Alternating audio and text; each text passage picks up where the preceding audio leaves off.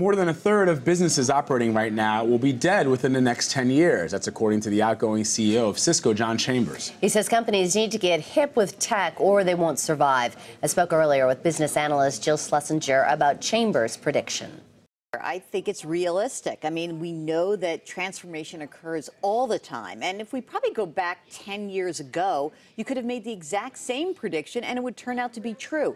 We know that in every industry, technology has transformed it and will continue to do so. So I don't even think it's a warning. To me, it's like, hey, I'm giving you some advice before I retire next month. Don't sit back because, you don't want to be Kodak in the age of digital photography. Well, that's what he's talking about. He's saying that the only businesses likely to survive are those that turn their companies into digital techie visions of themselves. Good news for us here at CBSN, but does it work for everybody? Well, it works in most cases. I think a great example of this is in financial services, because what we've seen is the advent of something called robo-advisors, right? So you go onto a platform, Betterment, Wealthfront, Rebalance IRA, you plug in some information, you answer some questions, and it will spit out an asset allocation model for you so you can just go about and manage your own IRA or 401k account. Sounds great, right? Does that mean that the brokerage industry is dead or the advice-giving business is dead? No. They can actually exist and coexist alongside one another. One can be for maybe someone starting out and groom them,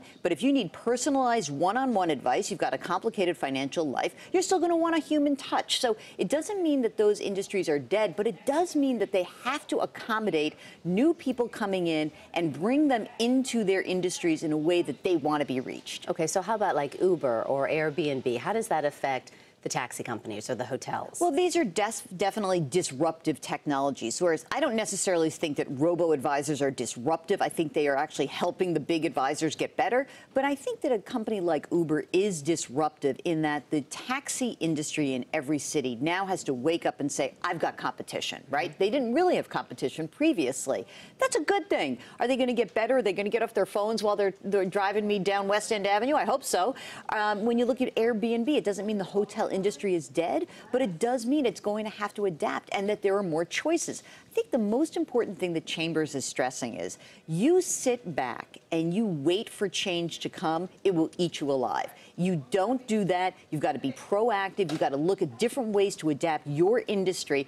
And I think it's great advice. And I think that every CEO of all the companies in every industry is looking around and saying, I know I have to do that. I think the big issue for most companies is I don't know how to do it. All right, so that'll probably be the biggest obstacle going forward then for them. Absolutely. And many of these companies don't know how, and they'll figure it out, or, by the way, they might go away. All right, Jill Schlesinger, thanks so much. Great to be here.